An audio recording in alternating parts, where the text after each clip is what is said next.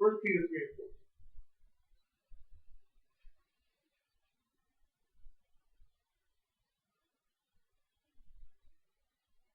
Okay.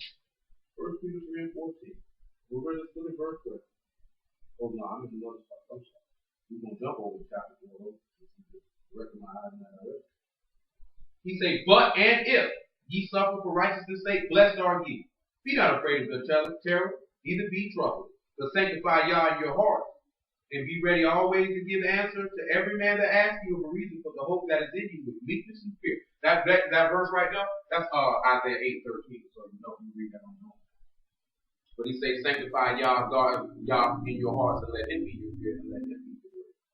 He said, having good conscience, that wherever they speak evil you with evildoers, that they may be ashamed that falsely accuse your good behavior in the Messiah. For it is better if the will of God be so that you suffer for well doing than for evil doing. So he let me know, set y'all apart in your heart. Be ready to always give answer to every man with a humbleness and with fear of that hope in you, or why you taking that suffering. You know what I'm talking about? And he said, knowing that your conscience is good, that whereof they call you evil and speak of you as an evildoer, that just like he said in Isaiah 66, they shall be ashamed that speak of your good behavior in the Messiah. Because it is better if the will of God be so that you suffer for doing good than doing evil. But jump over to the 4th chapter, about 12 verse.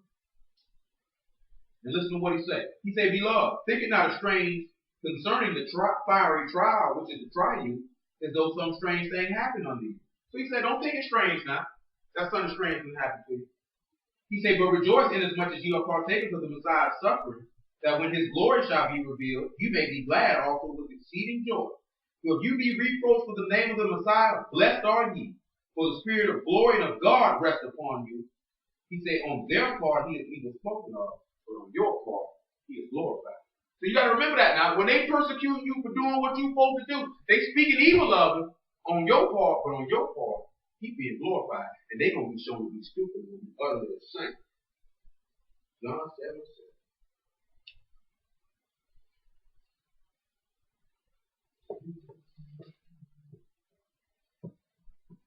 So all that comes to pass, so you can understand this here, what he's saying now. The world cannot hate you, but me it hate, because I testify of it, that the works thereof are evil. So this is why the world gonna hate you, because he testifies.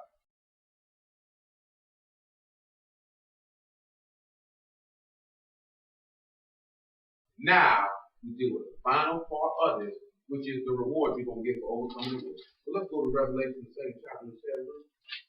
And now that's those pages up there.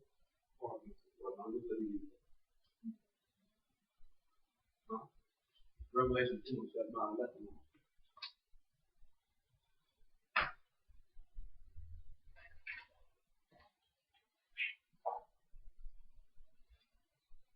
Revelation 2 and 7. Let my Bible go right. He said, he that have a spirit, he that have an ear, let him hear. But the Spirit say unto the church, to him that overcome, will I give to eat of the tree of life, which is in the midst of the paradise of God. So he said, he that overcome, he going to give you the tree of life. Go to Ezekiel 47:12, so you can hear about the tree of life. It's also in Revelation 22, which is where that is being mentioned at. But I want you to hear it out of the book where it's located at. And we'll go back and read Revelation 22 so you can see what it is. Revelation 2 and 7 and lines up with Ezekiel 47 and 12. Ezekiel 47 and 12 says this. He said, by the river upon the bank thereof, on the side and on that side shall grow all trees for me, whose leaf shall not fade, neither shall the fruit thereof be consumed. It shall bring forth new fruit according to its month, because their waters they issued out of the sanctuary, and the fruit thereof shall be for meat, and the leaf thereof for medicine. Because you know the tree of life will allow you to live forever. And this is why he's saying if you overcome, you have access to that. So when you read Revelation 22 and 1, it says, and he showed me a pure river of water of life, clear as crystal, proceeding out of the throne of God and of the Lamb. That same water you just heard Ezekiel say, you see shooting up out of the sanctuary.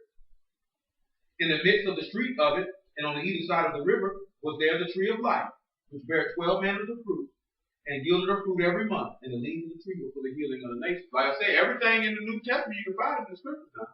You just heard Ezekiel tell you about the tree of life and that same water issuing from the sanctuary.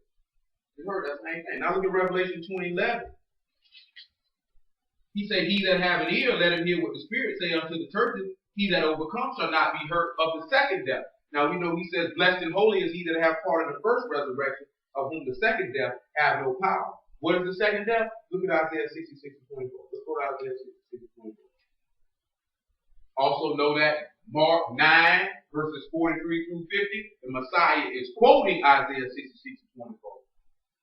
So you can know that there, so you can see the Messiah said the same thing.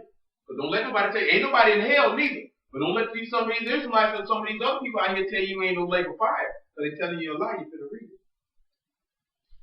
Now also know 1 John 3 and 4 say sin is transgression of the law. Whosoever commits sin transgress the law. Keep that in your mind now. Listen to what he says. They shall go forth and look upon the carcasses of the men that transgressed against me.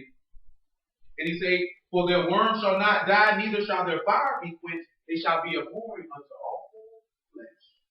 So this man say, we're going to look upon the carcasses of the man who sinned against him, who transgressed against him. He said, their worm ain't going to die, and their fire ain't going to be quenched. You know what I'm talking about? That is the second death. That is going in the lake. You don't want no parts of that. We ain't going to read all the parts to that. We're going to leave that alone. But that's what that is. Revelation 2 and 17. Listen to what he say now. Oh, I wanted you to hear about the paradise of God. How he said that. What was Isaiah 51? Isaiah 51 about 30. Because he said it would be like the tree of life in the paradise of God. Listen to what he said. Because the kingdom is for Israel. And he said that the names of the gates will be after the children of Israel. And we know that Jerusalem is Zion. So listen to what he said. He said, for Yah shall comfort Zion. He will comfort all her waste places. He will make her wilderness like Eden. So he said he's going to make the wilderness of Zion like the Garden of Eden. And her desert like the garden of Yah. Joy and gladness shall be found therein, thanksgiving and the voice of melody. So when this man say you're going to have a chance to eat of the tree of life in the paradise of God if you overcome, you know full well what you're going to get now. He said it's going to be just like the Garden of Eden that he prepared for Adam and Eve, but it's going to be in Jerusalem. It's going to be back in the homeland in the land of Israel. But he said in verse 17, he that have an ear to hear, let him hear what the Spirit saith unto the churches. To him that overcome will I give to eat of that hidden manna, and will give him a white stone, and in the stone a new name written, which no man knows, save he that receiveth. Now he say that hidden manna, he say, he that eat my flesh, eat bread indeed. You know what I'm saying? He say, my flesh is meat indeed. And that hidden manna, that hidden bread is the word. That is the Holy Ghost written in your heart, written in your spirit, so that you can obey it and do it. And when he say he gonna give you another name which no man knows, go to Isaiah 65 and 50.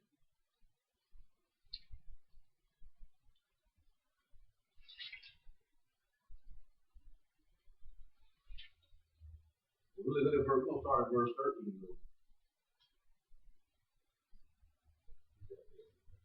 Isaiah 65. Isaiah 65.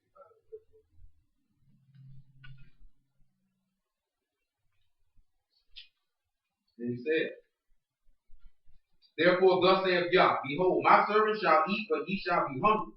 So Yah saying his servant's going to eat, but those that forsake him, they going to starve.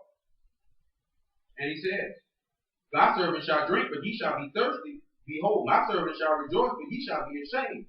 Behold, my servant shall sing for joy of heart, but he shall cry for sorrow of heart, and shall howl for vexation of spirit. Remember what he said? It's going to be like the Garden of Eden, and it's going to be the sign of joy and melody and thanksgiving. He said, ye shall leave your name for a curse unto my chosen, but Yah shall slay thee and call his servants by another name. So then he say he going to give you another name which no man knows? He said, boy, he going to call his chosen, his elect, by another name.